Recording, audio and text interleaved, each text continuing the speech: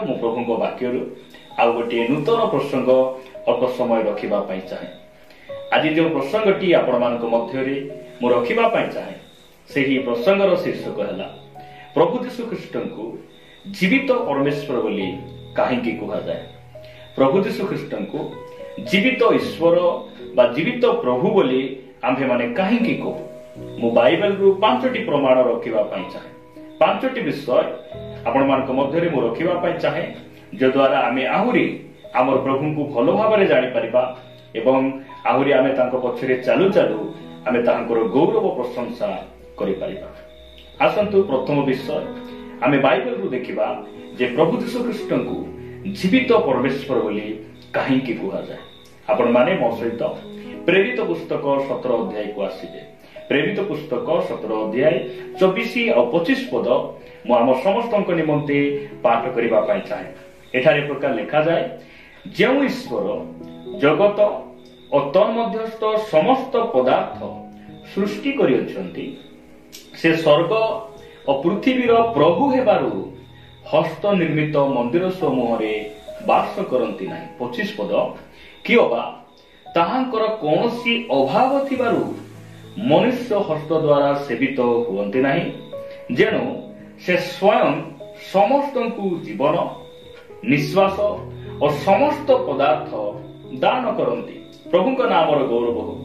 प्रिय भाई भणी माने बाइबल कहे जे आम्भे माने जो परमेश्वर सेवा करूछु ताहांकर कोनोसी अभाव नाही। ताहांकु कोनोसी मनुष्य वस्त्र देवा आवश्यक नाही, तांकु कोनोसी रंग देवा आवश्यक नाही, तांकु कोनोसी लोक हाथ धरी चलाइबा आवश्यक नाही। कारण आमर परमेश्वर जीवित अटंती। आमे जो प्रभुंकर सेवा करूछु से सत्य वास्तव आउ से स्वयं जीवित परमेश्वर अटंती। ताहांक नामर प्रशंसा लेखा जाए जे से समस्त को जीवन दान करियछंती। पृथ्वी रे मनुष्य हो, पशु हो, पक्षी हो, सब विषय को से सृष्टि करियछंती आउ समस्त को से जीवन प्रदान करियछंती।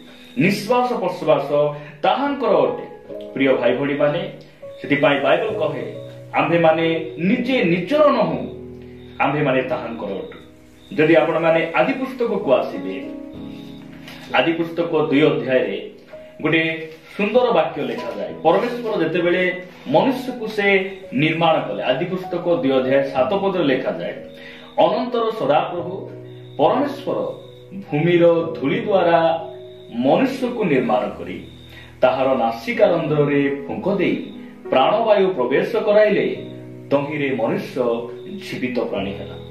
प्रभु यीशु ख्रीष्ट कहीं से जीवित अटंती कारण मनुष्य को से जीवन देइछंती, सेतिपाई से जीवित अटंती। समस्त प्राणी को से जीवन प्रदानकारी परमेश्वर अटंती, सेतिपाई से जीवित अटंती। आपण मानक मन मध्य रे गोटे प्रश्न आसी पारे जे पुरातन नियम रे जे यीशु ख्रीष्ट थिले कि?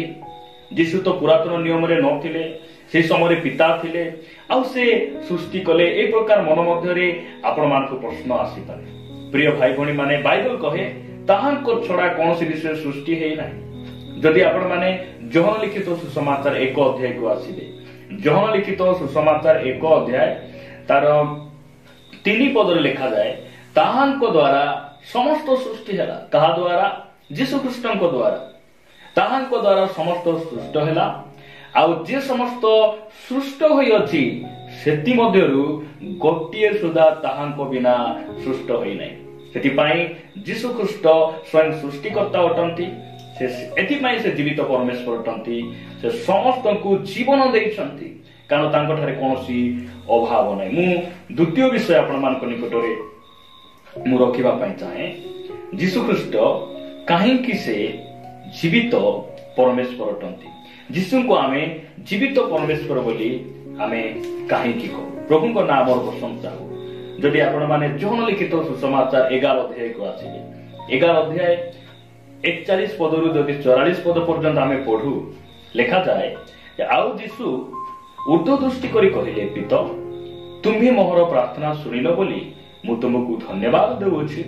तुम्हे जे सर्वदा मोहर प्रार्थना सुनि थाओ एहा मु जानिथिली, किंतु जेउ लोक समूह चतुर्दिगरे ठिया होई अछंती ତୁମ୍ଭେ ମୋତେ ପ୍ରେରଣ କରିଅଛ ବୋଲି ସେମାନେ ଯେପରି ବିଶ୍ୱାସ କରିବେ,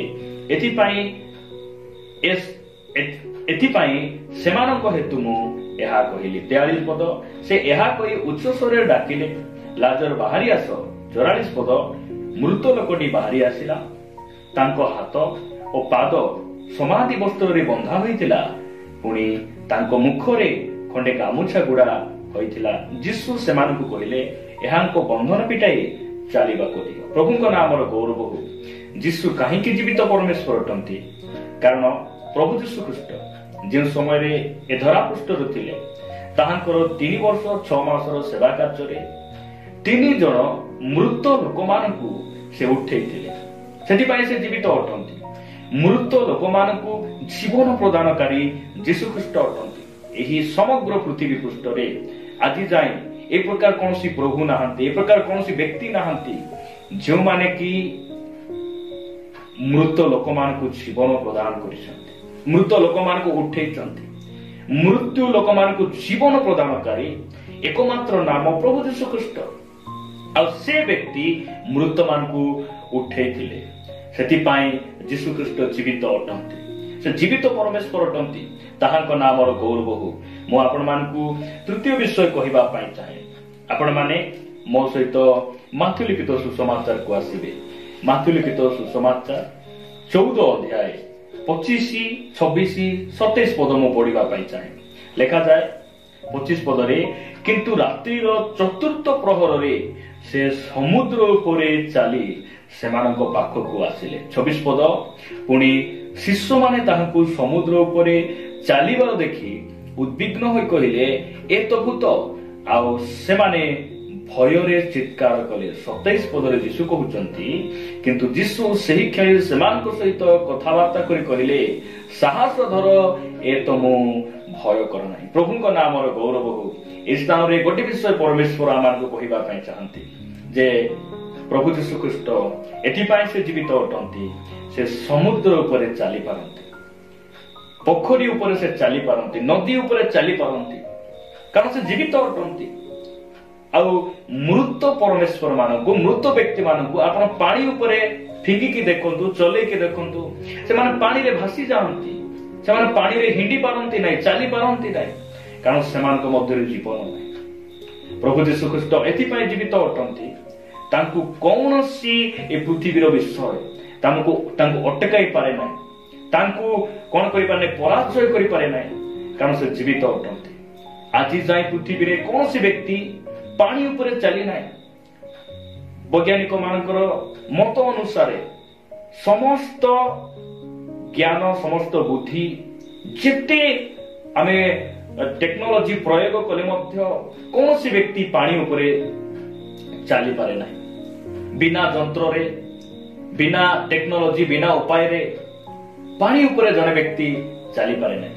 ସେ ଚାଲିପାରନ୍ତି ଯେ କି ପରମେଶ୍ୱର ଅଟନ୍ତି, ଯେ କି ଜୀବିତ ପରମେଶ୍ୱର ଅଟନ୍ତି, ଯେ ସତ୍ୟ ଅଟନ୍ତି, ସେ ପାଣି ଉପରେ ଚାଲିପାରନ୍ତି। ଆଉ ସେ ହେଉଛନ୍ତି ପ୍ରଭୁ ଯୀଶୁ ଖ୍ରୀଷ୍ଟ। ତାହାଙ୍କ ନାମର ଗୌରବ ହଉ।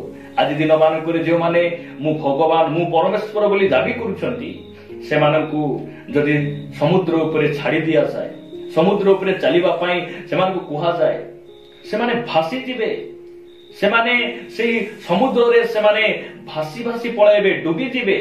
ମାତ୍ର ପ୍ରଭୁ ଯୀଶୁ ଖ୍ରୀଷ୍ଟ ସେ ଯେଉଁ ସମୟରେ ଧରାପୃଷ୍ଠରେ ଥିଲେ, ସେ ପାଣି ଉପରେ ଚାଲି ଚାଲି ଆପଣ ଶିଷ୍ୟମାନଙ୍କ ନିକଟକୁ ଗଲେ। କାହିଁକି ଗଲେ? କାରଣ ତୋଫାନକୁ ଶାନ୍ତ କରିବା ପାଇଁ, ସେମାନଙ୍କୁ ସୁରକ୍ଷା ଦେବା ପାଇଁ ଆଜି ମଧ୍ୟ ପରମେଶ୍ୱର ଆମର ଜୀବିତ ଅଟନ୍ତି। ଯେଉଁ ସମୟରେ ଆମେ ଦୁଃଖରେ ଭାଙ୍ଗି ପଡୁଛୁ, ଅଭାବରେ ପଡୁଛୁ, ରୋଗରେ ପଡୁଛୁ, ଆମର ପ୍ରାର୍ଥନାକୁ ସେ ଶୁଣୁଛନ୍ତି। ଆଜି ମଧ୍ୟ ସେ ଜୀବିତ ଅଟନ୍ତି, ଆମ ମଧ୍ୟକୁ ସେ ଧାଇଁ ଆସୁଛନ୍ତି। ତାହାଙ୍କ ନାମର ଗୌରବ ହଉ। ମୁଁ ଚତୁର୍ଥ ବିଷୟ ଆପଣମାନଙ୍କୁ କହିବା ପାଇଁ ଚାହେଁ ଯେ ପ୍ରଭୁ ଯୀଶୁ ଖ୍ରୀଷ୍ଟ ସେ କାହିଁକି ଜୀବିତ ପରମେଶ୍ୱର ଅଟନ୍ତି। ଯଦି ଆପଣମାନେ ମାଥ୍ୟୁ ଲିଖିତ ସୁସମାଚାର 28 ଅଧ୍ୟାୟକୁ ଆସିବେ, ମାଥ୍ୟୁ ଲିଖିତ ସୁସମାଚାର 28 ଅଧ୍ୟାୟ 5 ଆଉ 6 ପଦରେ ଲେଖାଯାଏ, କିନ୍ତୁ ଦୂତ ସ୍ତ୍ରୀ ଲୋକମାନଙ୍କୁ ଉତ୍ତର ଦେଲେ, ତୁମ୍ଭେମାନେ ଭୟ କର ନାହିଁ, କାରଣ ତୁମ୍ଭେମାନେ ଯେ କ୍ରୁଶରେ ହତ ଯୀଶୁଙ୍କର ଅନ୍ୱେଷଣ କରୁଅଛ, ଏହା ମୁଁ ଜାଣେ। ସେ ଏଠାରେ ନାହାନ୍ତି, କାରଣ ସେ ଯେପରି କହିଥିଲେ ସେହିପରି ସେ ଉଠି ଅଛନ୍ତି। ଆସ, ସେ ଯେଉଁଠାରେ ଶୋଇଥିଲେ ସେହି ସ୍ଥାନ ଦେଖ। ତାହାଙ୍କ ନାମର ଗୌରବ ହଉ। ଯୀଶୁ କାହିଁକି ଜୀବିତ ଅଟନ୍ତି? ସେ କବରରେ ନାହାନ୍ତି। ରୋମିଓ ଲୋକମାନେ ତାହାଙ୍କୁ ମାରି କ୍ରୁଶରେ ବଦ୍ଧ କରି ଯେଉଁ ସମାଧିରେ ସେମାନେ ପୋତି ଦେଇଥିଲେ, ସମାଧିରେ ରଖିଥିଲେ, ପ୍ରଭୁ ଯୀଶୁ ଖ୍ରୀଷ୍ଟ ସେ ସମାଧିରେ ନାହାନ୍ତି, ସେ ଉଠି ଅଛନ୍ତି। ଆଜି ଯାଇ ପୃଥିବୀରେ ଯେତେ ଧନୀ ମାନେ ଆସିଲେ, ପଣ୍ଡିତ ମାନେ, ଜ୍ଞାନୀ ମାନେ, ଶିକ୍ଷିତ ଲୋକମାନେ, ମହାପୁରୁଷ ମାନେ ପୃଥିବୀକୁ ଆସିଲେ, ସମସ୍ତେ ଆଜି ଯାଇ କବରରେ ଅଛନ୍ତି। ସେ ଭଗବାନ ବୋଲି ଦାବି କରୁନା କାହିଁକି, ସେ ଗୁରୁ ବୋଲି ଦାବି କରୁନା କାହିଁକି, ମୁଁ ବୈଜ୍ଞାନିକ, ମୋ ଠାରୁ ଶ୍ରେଷ୍ଠ କେହି ନାହିଁ, ଯିଏ ବି ହୁଅନ୍ତୁ, ସେ ଆଜି ଯାଇ କବରରେ ଅଛନ୍ତି, ମାଟି ଭିତରେ ଅଛନ୍ତି। ମାତ୍ର ପ୍ରଭୁ ଯୀଶୁ ଖ୍ରୀଷ୍ଟ ସେ କବରରେ ନାହାନ୍ତି। ଏହା ବାଇବେଲ କହେ, ଏହା ବିଶ୍ୱ ଇତିହାସ କହେ। ବାଇବେଲ ଗୋଟେ ସମ୍ପୂର୍ଣ୍ଣ ପୁସ୍ତକ ଅଟେ, ବାଇବେଲ ଐତିହାସିକ ପୁସ୍ତକ ଅଟେ। ଆଉ ଏହି ବାଇବେଲ ଆମକୁ ପ୍ରମାଣ ଦିଏ ଯେ ପ୍ରଭୁ ଯୀଶୁ ଖ୍ରୀଷ୍ଟ କବରରେ ନାହାନ୍ତି। ସେ କବର ଫଟାଇ ସେ ଉଠି ଅଛନ୍ତି, ସେଥିପାଇଁ ସେ ଜୀବିତ ଅଟନ୍ତି, ସେଥିପାଇଁ ସେ ଜୀବିତ ଅଟନ୍ତି। ତାହାଙ୍କ ନାମର ଗୌରବ ହଉ। ପ୍ରିୟ ଭାଇ ଭଉଣୀ ମାନେ, ଆମେ ଯେଉଁ ପରମେଶ୍ୱରଙ୍କର ସେବା କରୁଛୁ, ସେ ବାସ୍ତବ ଅଟନ୍ତି, ସେ ଜୀବିତ ଅଟନ୍ତି। ଆଉ ଆମେ ମାନେ ସୌଭାଗ୍ୟଶାଳୀ ଲୋକମାନେ ଅଟୁ ଯେ ଏହି ପ୍ରକାର ଜଣେ ପରମେଶ୍ୱରଙ୍କ ପଛରେ ଆମେ ଚାଲୁଛୁ। ଯେତେ ନିନ୍ଦା ଆସୁଛି, ଅପମାନ ଆସୁଛି, ଖ୍ରୀଷ୍ଟିଆନ ଲୋକମାନଙ୍କୁ ମାରି ଦିଆଯାଉଛି, ତଥାପି ଦିନକୁ ଦିନ ପ୍ରଭୁ ଯୀଶୁ ଖ୍ରୀଷ୍ଟଙ୍କର ପଛରେ ଲୋକମାନେ ଚାଲୁଛନ୍ତି, ତାହାଙ୍କର ରାଜ୍ୟ ବିସ୍ତାର ହେଉଛି। ତାହାଙ୍କ ନାମର ଗୌରବ ହଉ। ଶେଷ କଥା କହି ମୁଁ ସମାପ୍ତ କରିବା ପାଇଁ ଚାହେଁ ଯେ ପ୍ରଭୁ ଯୀଶୁ ଖ୍ରୀଷ୍ଟ କାହିଁକି ସେ ଜୀବିତ ପରମେଶ୍ୱର ଅଟନ୍ତି। ଯୋହନ ଲିଖିତ ସୁସମାଚାର 14 ଅଧ୍ୟାୟ ତାର 6 ପଦରେ ଲେଖାଯାଏ, ଯୀଶୁ ତାଙ୍କୁ କହିଲେ, ମୁଁ ପଥ, ସତ୍ୟ ଓ ଜୀବନ, ମୋ ଦେଇ ନଗଲେ କେହି ପିତାଙ୍କ ନିକଟକୁ ଯାଏନି। ସେ କାହିଁକି ଜୀବିତ ଅଟନ୍ତି? କାରଣ ସେ ନିଜେ କହିଛନ୍ତି, ମୁଁ ହିଁ ଜୀବନ ଅଟେ, ମୁଁ ହିଁ ଜୀବିତ ଅଟେ। ଏହା ଏ ଦୁନିଆର କୌଣସି ଗୁରୁ, କୌଣସି ବାବା, କୌଣସି ଜ୍ଞାନୀ ପଣ୍ଡିତ କେହି ମଧ୍ୟ କହିନାହାନ୍ତି। ମୁଁ ମଧ୍ୟ ଜୀବନ ବୋଲି ଯୀଶୁ କହିଲେ ନାହିଁ। ମୁଁ ହିଁ ଜୀବନ ଅଟେ, ମୁଁ ହିଁ ପଥ ଅଟେ, ମୁଁ ହିଁ ସତ୍ୟ ଅଟେ। କାହିଁକି ଯୀଶୁ ଜୀବିତ ଅଟନ୍ତି? କାରଣ ସେ ନିଜେ କହିଲେ ଯେ ମୁଁ ଜୀବିତ ପରମେଶ୍ୱର ଅଟେ। ତାହାଙ୍କ ନାମର ଗୌରବ। ପ୍ରିୟ ଭାଇ ଭଉଣୀ ମାନେ, এই 5ଟି ବିଷୟ ଆମେ ଆହୁରି ନିଜର କରିବା, ଆହୁରି এই 5ଟି ବିଷୟ ଉପରେ ଆମେ ଠିଆ ହେବା, ପ୍ରଭୁଙ୍କୁ ଆମେ ଧନ୍ୟବାଦ ଦେବା। এই 5ଟି ବିଷୟକୁ ଆମେ ମନ ମଧ୍ୟରେ ରଖୁ ରଖୁ ଆହୁରି ତାଙ୍କ ପଛରେ ଚାଲିବା। ପ୍ରଭୁ ଆମ୍ଭମାନଙ୍କୁ ଏହି ବାକ୍ୟ ଦ୍ୱାରା ପ୍ରଚୁର ଭାବରେ ଆଶୀର୍ବାଦ କରନ୍ତୁ। ଆମେନ୍।